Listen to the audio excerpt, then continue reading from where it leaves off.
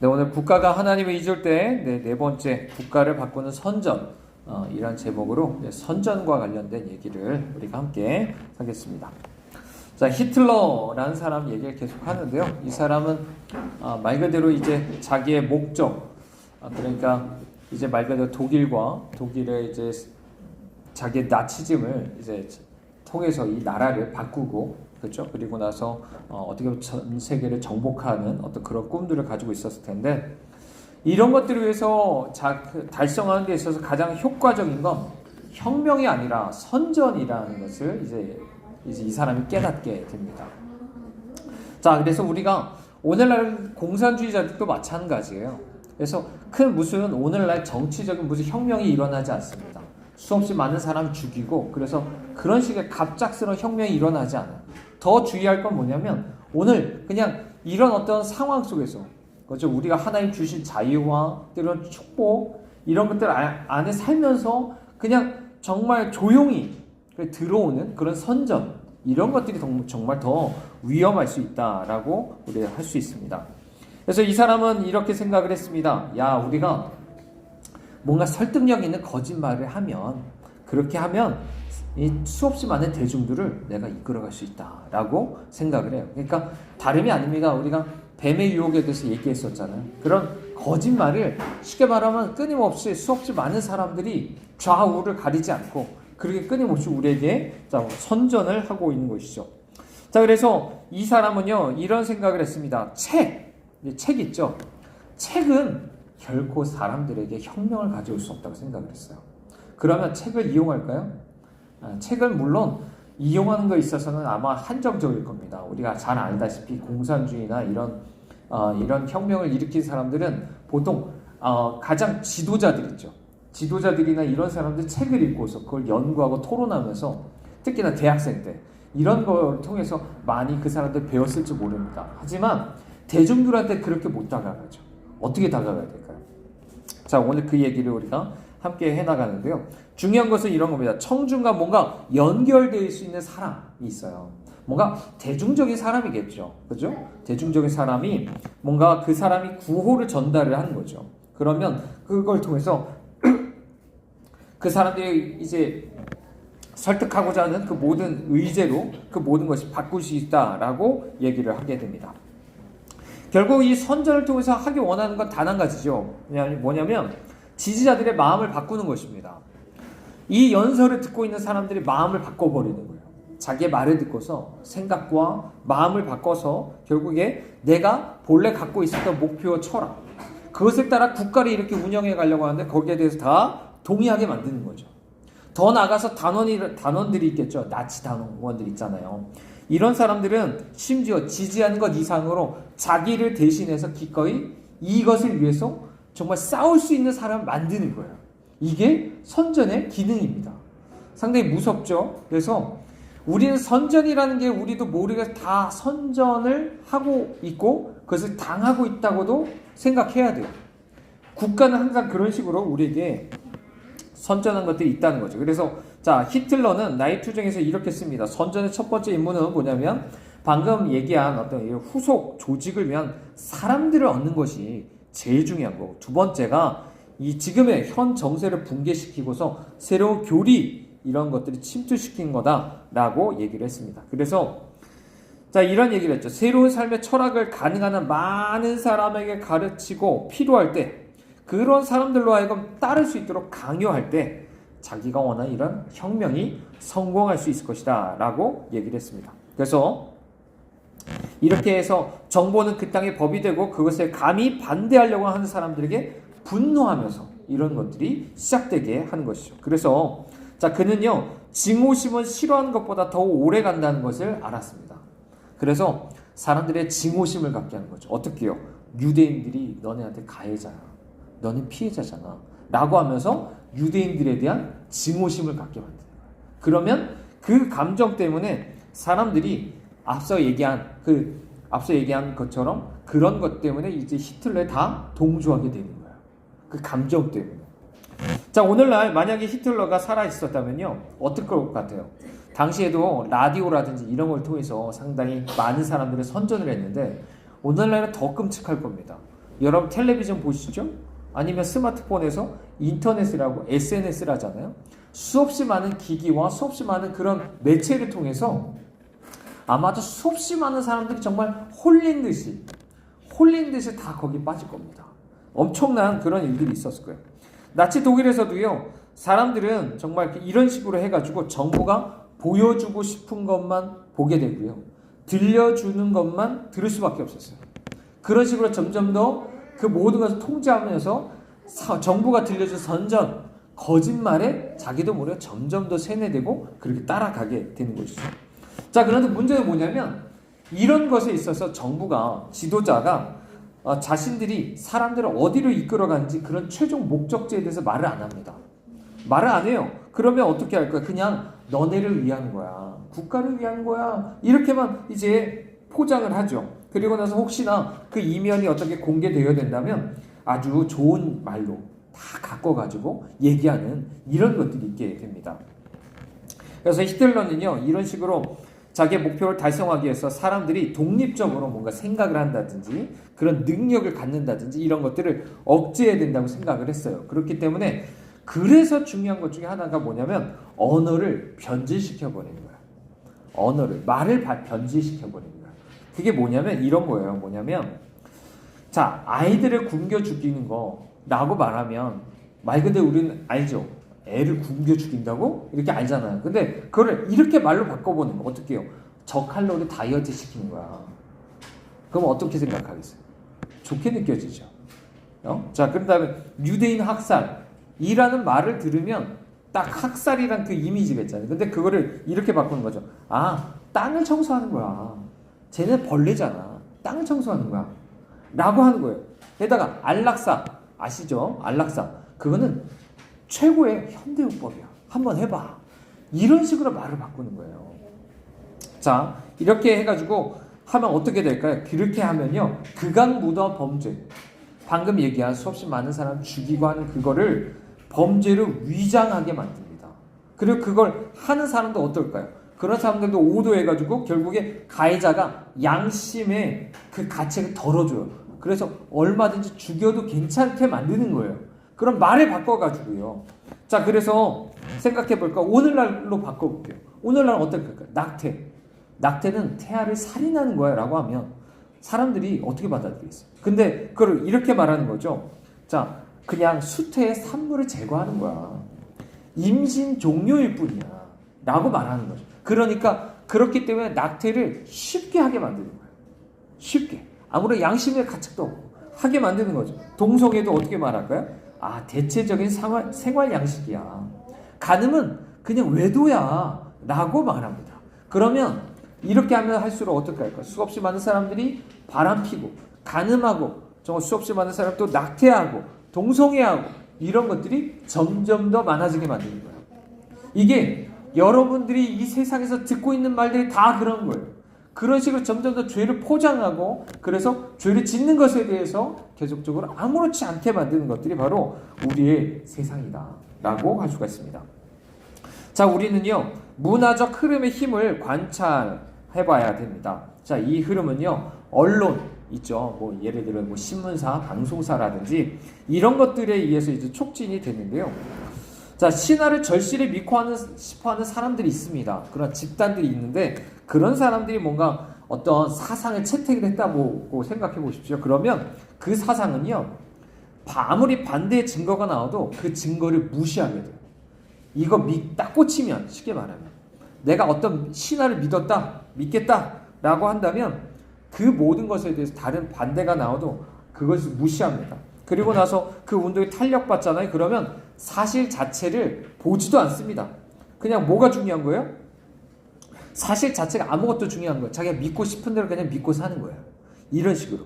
그래서 반대로 신화를 믿는 사람들이 점점 많아지잖아요. 그러면 거기에 대해서 반대 얘기하거나 대항하는 사람들이 있으면 점점 더 그 사람들이 힘들어지게 마련입니다. 히틀러가 이런 문화운동을 믿었어요. 그렇기 때문에 이런 겁니다. 내가 개별적으로 나 혼자서 마음을 바꾸지 않아도 수없이 많은 어떤 확신에 찬 사람들이 있습니다. 세뇌돼가지고 이게 맞다고 생각하는 사람들이 엄청나게 많아요. 그러면 어떻게 될까? 그런 군중 속에 나 혼자 마음을 바꾸지 않는다 해도 그 군중 속에 내가 있으면요, 마음을 바꾸게 돼요. 이걸 노리는 겁니다, 사람들은. 자, 그래서 또 어떤 사람이 의욕을 품을 수도 있겠죠. 자, 그 사람도 마찬가지고, 나만 수없이 많은 다수가 이렇게 생각하는데 그 중에 나만 소수네? 이거를 못 버티게 만드는 거죠. 그러면 어떻게 해요? 생각을 바꾸게 되는 거예요. 지금 예를 들어 뭐 정치적 올바름이라든지 이런 것들이 다 그런 식으로 움직이고 있는 거죠. 그래서 이렇게 하면요, 자기의 생활에만 관심이 있었던 평범한 사람들이 설득력 있는 이 선전을 통해서 악한 운동의 일부가 될 수 있어요. 무서운 일인 거죠. 그래서 심지어 반대로 이런 것을 흐름을 거슬러 올라가잖아요. 그러면 허위 진술을 했다, 아니면 조롱을 한다든지 해가지고 점점 더 악마화가 됩니다. 그러면서 심지어 내 정신 상태가 올바른가 의심하게 돼요. 왜? 수없이 많은 사람들이 비정상을 정상이라고 생각하잖아요. 그러면서 내가 정상이 오히려 비정상처럼 느껴지게 만드는 거예요. 그런 식으로 가는 겁니다. 그래서 오늘날 우리가 이런 것을, 오늘날 사람들은요, 자기가 원하는 것을 행하고 그 결과에 대해서 아무것도 신경 쓰지 않아요. 믿고 싶은 대로 믿고 그렇게 하는 겁니다. 그래서 그렇게 하다 보니까 아무도 저항하지 못하게 만들고 그냥 우르르 군중 속에서 그렇게 몰려다니면서 믿으려고 하는 것들이 점점 더 많아지죠.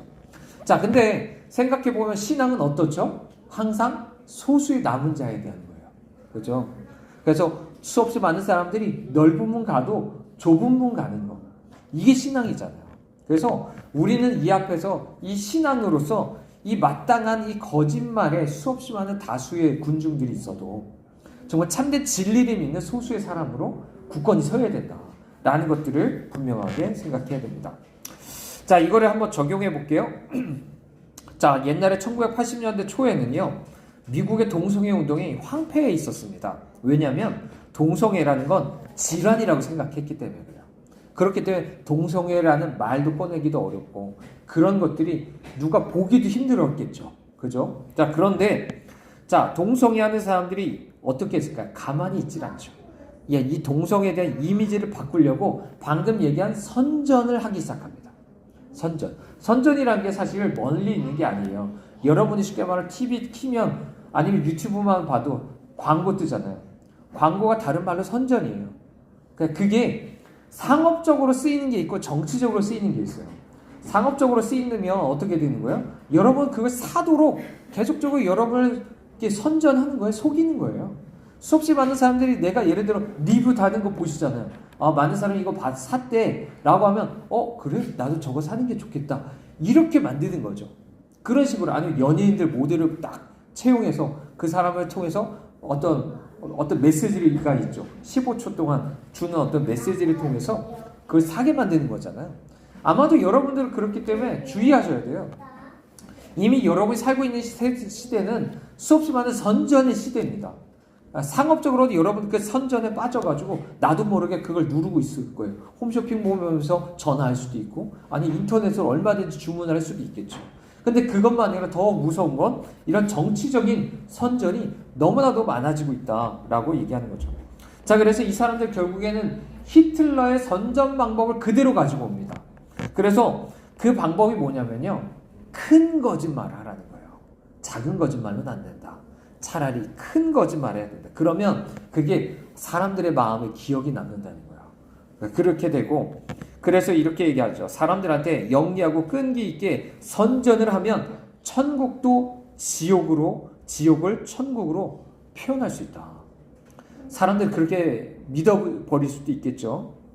자, 이렇게 해가지고 동성애에 대한 것들이 점점 더 발전하게 되는데요. 동성애 어젠다라는 책을 통해서 우리가 이 사람들의 전략에 대해서 조금 더 우리가 생각해 보겠습니다. 그래서 자, 지금 우리가 마주하고 있는 것도 바로 그런 거잖아요. 동성애자들의 어떤 선전, 그렇죠? 포스트 모던적인 아니면 성혁명 이후에 일어나고 있는 이런 것들이기 때문에 함께 살펴보는데요.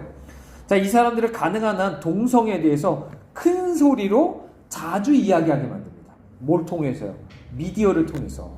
여러분이 듣고 있는 수없이 많은 가요, 아니면 뭐 오락 프로그램, 드라마, 아니면 책, 이 모든 걸 통해서 아주 크게 말합니다. 그리고 자주 접하게 만들어요.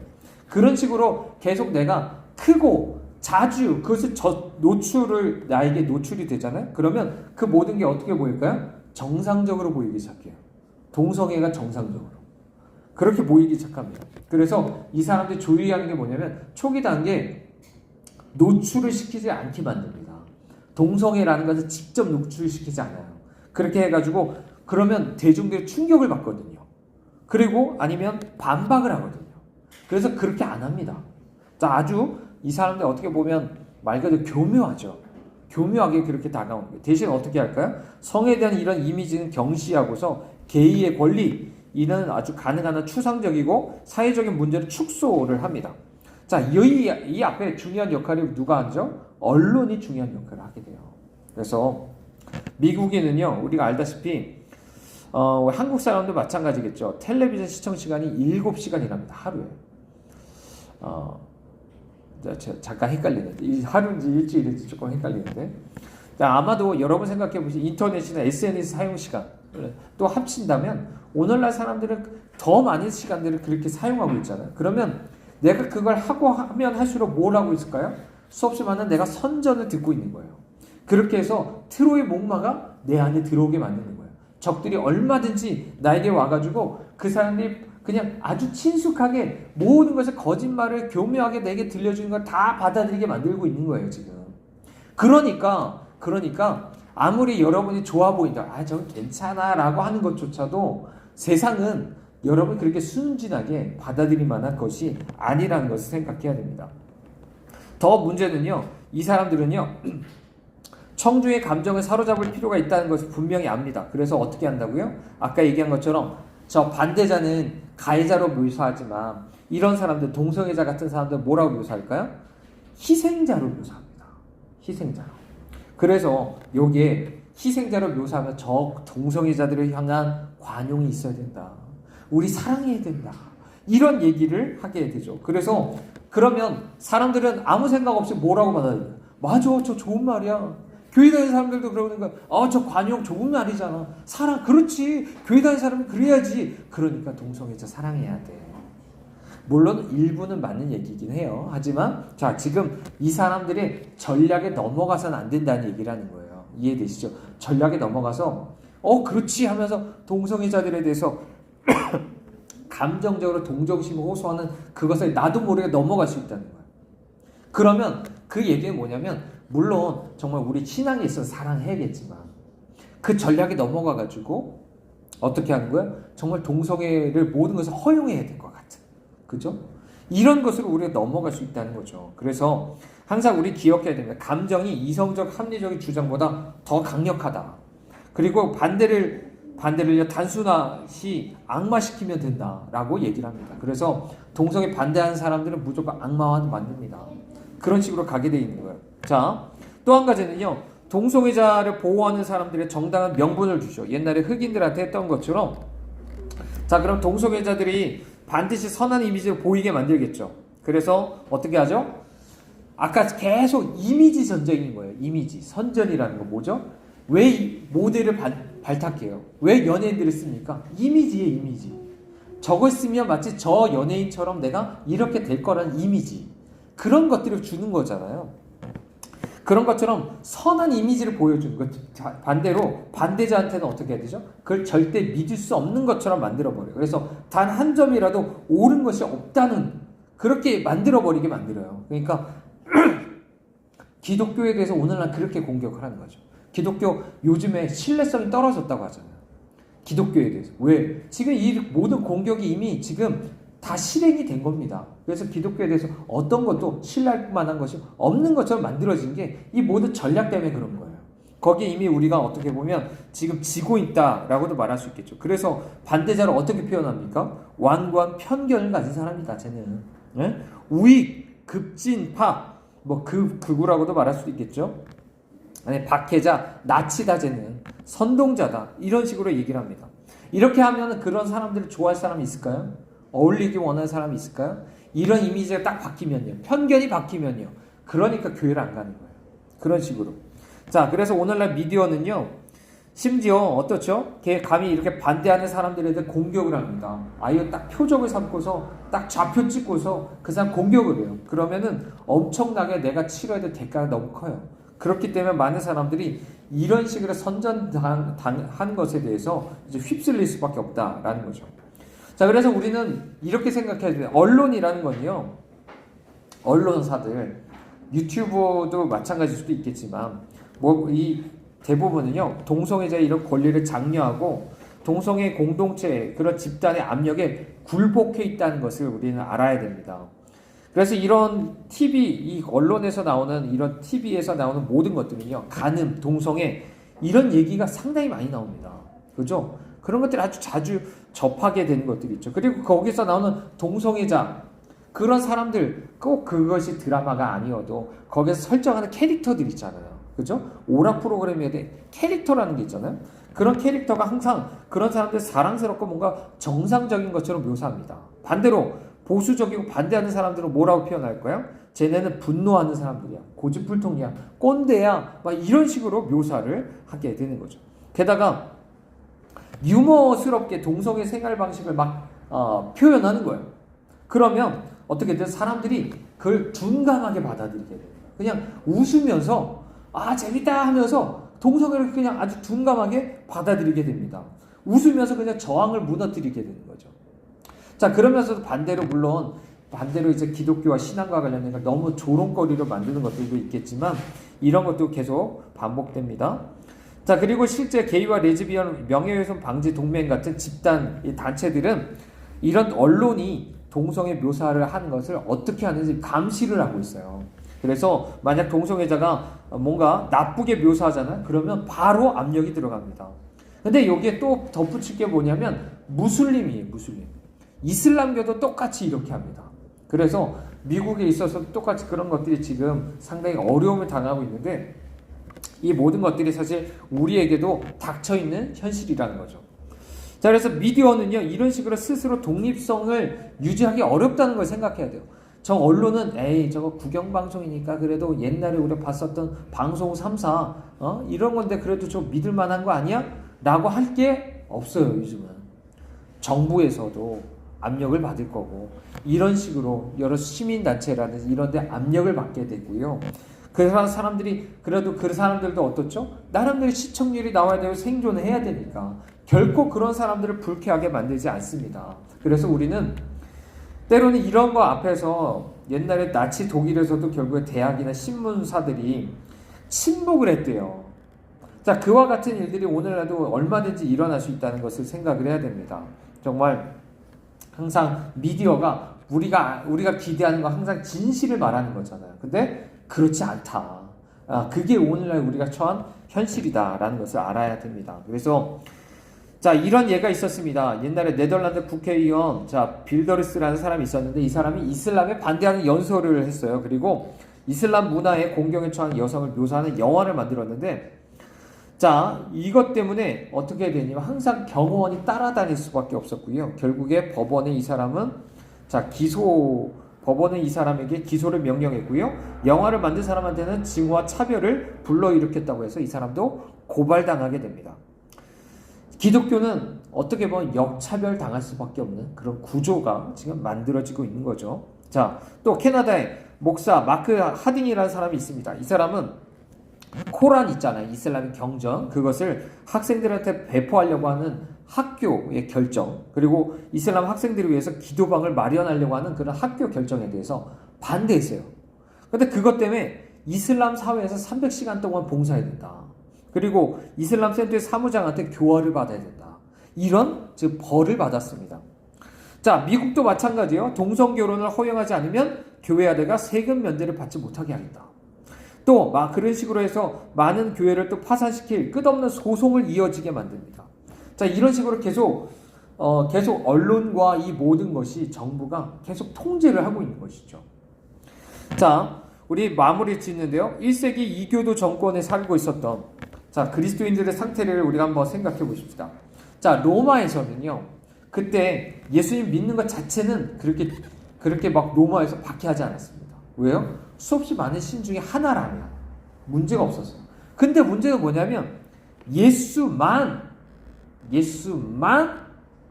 주다라고 말하는 거. 하나님만 신이라고 말하는 게 문제야. 그죠? 자, 이렇게 우리가 조금 배타적으로 이렇게 딱 이것만, 기독교만이 이런 것이다 라고 말할 때 그게 문제가 되고 있어요. 오늘날도 마찬가지입니다. 오늘날도 종교 다원주의라고 하죠. 그래서 모든 것이 다원화가 돼 있어요. 뭔가 하나만이 아니라 여러 가지 다양성을 뭔가 인정해야 되는 것처럼 얘기를 하고 있습니다. 자, 근데 이런 상황에서 그대로 가면 어떻게 될까요? 똑같이 우리는 복음을 전파할 때요, 증오심 표현으로 간주가 될 수 있습니다. 또 어떤 사람이 전도한 것 때문에 불쾌하다고 하면 소송당할 수 있어요. 이게 바로 우리가 처한 상황이다라고 할 수 있습니다. 물론 우리는 이 모든 전투에서 승리하는 것보다 더 중요한 건 하나님 영화롭게 하는 일에 더 많은 관심을 가져야 됩니다. 그리고 이 전투에서 패배하는 한이 있더라도 분명한 예수 그리스도의 우월성을 보여줘야 됩니다. 하지만 물론 우리는 침묵하지 말고 이런 상황에서도 끝까지 우리는 복음을 전파할 수 있어야 됩니다. 우리 자신이 진리를 전파하는 사람들이 돼야 되는 거죠. 지금까지 얘기했었던 수없이 많은 선전과 그죠? 언론을 통한 이 수없이 많은 것들이 있지만 우리가 그만큼 힘이 있지는 않을 수 있어요. 하지만 우리 자신이 바로 증인이 되어서 이런 것들을 마땅히 진리를 전할 수 있는 것들이 우리에게 필요할 줄 믿습니다. 네, 우리 지하교회를 준비하라 몇 가지 우리가 함께 살펴보는데요. 자, 우리 가장 위태로운 순간들이 있다라는 거죠. 뭐냐면 고문에는 항상 위태로운 순간이 있습니다. 뭐냐면 쉽게 말하면 비밀을 폭로해야 될 것 같은 막 그것이 딱 절정에 달하는 그런 순간들이 다가오게 될 때가 있습니다. 정말 많은 고문을 당하고 나면요, 더 이상 아무 생각이 할 수 없게 될 때가 있다고 합니다. 심지어 나 자신이 부당한 고통을 당하고 있다는 것조차도 잊어버릴 때가 있대요. 근데 위기의 순간을 극복하는 일은 자, 그때 분명히 나와 함께 계신 주님, 그죠? 그리고 그것으로 인해서 우리가 극복하고 나면 그만한 주님이 주시는 기쁨이 있다라는 것들을 우리가 기억하실 수 있길 바랍니다. 그리고 그 순간 우리에게서 어떤 것도 이 고문하는 사람들이 아무것도 얻지 못하잖아요. 그러면 사실 고문을 포기하게 된답니다. 왜요? 아무 소용 없으니까. 쟤는 어느 정도 고문하면 불 줄 알았는데 더 이상 불지를 않으면 그런 것들을 더 이상 하지도 않는다는 거죠. 이런 것들을 기억하면 우리가 조금 더 이 순간들을 넘어가는 것, 그죠? 주님을 의지함 속에서 이런 정말 위험한 순간들을 넘어가는 것들이 중요합니다. 자, 이런 것들을 위해서 자, 폭스의 기독교 순교자 열전 이런 게 있어요. 이런 것들을 통해서 우리가 위기의 순간들을 어떻게 극복했는지 이런 것들을 또 배워볼 필요가 있습니다. 자, 우리 마태복음 6장 34절에 보면 내일 일을 위하여서 염려하지 말고 내일 일이 내일 염려하라는 말씀이 있죠. 그와 같이 우리 한 가지를 생각해야 돼요. 어떻게 해요? 이것 자체도 본래 하루를 살아가는 겁니다. 복잡하게 내일 것까지 염려하는 게 아니라 오늘 하루, 주어진 하루를 살아가는 거예요. 그죠? 자, 그와 같이 이 모든 것을 어떻게 견뎌야 될까? 이런 힘든 거, 고문 같은 거 어떻게 견뎌야 되지? 자, 한 번에 모든 고문을 다 내가 견디려고 하면 힘들어요. 그래서 뭐라고 얘기하냐면 한 번에 하루도 아니고요, 1시간만 견뎌라 라고 얘기합니다. 1시간만 견디면요, 견딜 수 있대요. 그리고 나서 그러면 결국에 이 모든 게 지나간다는 겁니다. 그러니까 하나씩 1시간 견디면 그 다음 또 1시간 하면 그런 식으로 견뎌 나갈 수 있다라는 거죠. 물론 여러 가지 고통이 점점 더 커지는 것들이 있습니다. 지금까지 내가 고문 당하는 것들이 기억날 수도 있고 앞으로도 내가 끌려갈 거라는 어떤 생각도 들 수가 있겠죠. 하지만 또 생각해야 될 건 뭐냐면 내일 당장에 고문하는 사람이 죽을 수도 있어요. 아니면 이 국가 자체가 전복돼서 정말 패전국이 될 수도 있어요. 그죠? 완전히 해방이 될 수도 있는 겁니다. 그건 모르는 거예요. 그렇기 때문에 우리에게 있어서는 정말 중요한 것은 하나님 앞에 지금 나와 함께 계신 주님에 대해서 함께 더욱더 인식하는 것들이 필요하다라고 할 수가 있고요. 처음에 고문이 되게 큰 충격이고 지독한 고통으로 고통이라고 하지만 상당히 오래 가지는 않는다고 말합니다. 오히려 아무것도 생각하지 못하는 순간들이 올 때가 있대요. 그래서 우리가 이럴 때 오히려 생각해야 될 것은 뭐냐면 오히려 우리가 숨을 고르는 것입니다. 어떻게 해요? 성령으로 숨을 고르는 거예요. 천천히 숨을 고르게 되면 그때 우리는 이때 어떤 누군가가 우리가 깊이 숨만 쉬어도 그렇잖아요. 누군가 싸우지 않게 되지 않습니까? 마치 그와 같이 뭔가 그렇게 못하게 된다는 거죠. 우리가 정령으로 숨을 쉬게 되다 보면 마땅히 우리 안에 다시 한번 이런 어떤 위험한 순간 안에서 우리의 지하교회의 어떤 비밀들이나 이런 것들을 딱 지킬 수 있는 이런 순간들이 올 수 있을 것이다 라고 얘기를 하고 있는 것입니다. 그래서 우리 한 가지 기억해야 됩니다. 우리는 정말 그리스도의 몸된 교회에 속한 사람이라는 걸 기억을 해야 돼요. 그죠? 예수님만이 아니라 이 교회에 속한 사람이다. 그래서 내가 예수님 믿는다는 건 뭐죠? 이 몸의 일부가 된다는 뜻이에요. 그렇기 때문에 이거는 내가 얼마나 중요한지를 또 생각해야 된다는 거죠. 내가 이 말을 하고 안 하고에 따라서 이 교회가 망할 수도 있고 안 할 수도 있다는 거죠. 우리가 그만큼 정말 함께 그런 공동체 의식을 조금 더 가지실 수 있기를 바랍니다. 또 한 가지 우리 절대적인 사랑입니다. 우리 마태복음 10장 37절에 보면 아버지나 어머니를 나보다 더 사랑한 사람은 내게 합당하지 아니하고 아들이나 딸을 나보다 더 사랑한 사람도 내게 합당하지 않다라고 얘기합니다. 자, 이런 고문이 일어날 때 정말 힘든 게 있어요. 마음으로 힘들게 만드는 게 뭐냐면 쉽게 말하면 자녀를 떨어뜨려 놓는 겁니다. 예수님에 대해서 가르침 받았다는 이유 때문에 부모로부터 격리시켜놔요. 꼭 그게 감옥이 아니라도 지난번에 다음 주에도 얘기하겠지만 자, 우리가 예를 들어 홈스쿨 시킨다고 오늘날 독일에서도 그렇게 떨어뜨려 놓는데요. 그죠? 그럼 꼭 감옥이 아니라도 그런 일들이 얼마든지 일어납니다. 하지만 자, 우리는 이때 가족보다 정말 주님을 더 사랑해야 돼요. 정말 그리스도를 부인하면 아이들과 함께 살 수 있다고 말한다고 이제 계속적으로 그런 사람들 꼬드기겠죠. 너 부인만 한다면 너 아이랑 함께 살 수 있어. 이런 식으로 계속 얘기를 할 것입니다. 하지만 마음이 찢어지지만 결국에 하나님을 선택할 수 있어야 돼요. 이런 마음의 준비가 되어 있어야 됩니다. 옛날에 나디아 슬로보다라는 사람이 있는데 이 사람들이 아이들을 빼앗기게 됐는데요. 아이들이 찬양을 부르던 엄마를 향해서 이렇게 말했답니다. 엄마, 걱정하지 마십시오. 이 사람들이 우리를 어디로 데려가든지 우리는 믿음을 포기하지 않을 겁니다. 라고 하면서 얘기를 했고 실제 아이들이 그 말을 지켰다고 합니다. 우리에게도 이렇게 육체적인 고통만이 아니라 정말 이런 정서적인 고통도 우리에게 있을 수 있습니다. 하지만 이런 것들은 예수님 믿는 믿음 앞에서는 정말 부차적인 것이 되어야 된다라는 것들을 생각하셔야 됩니다. 예수님만이 우리 안에 사셔야 돼요. 그것만이 우리에게 남아있어야 됩니다. 수감자들이 실제 고문당하다가 때로 죽음에 이르는 경우들도 있어요. 하지만 그때는 선택해야 됩니다. 정말 예수님을 위해서 정말 그리스도와 함께 죽을 것인가? 아니면 가족을 선택해서 내가 배신자가 될 것인가? 이런 것들을 선택해야 될 때가 온다는 거죠.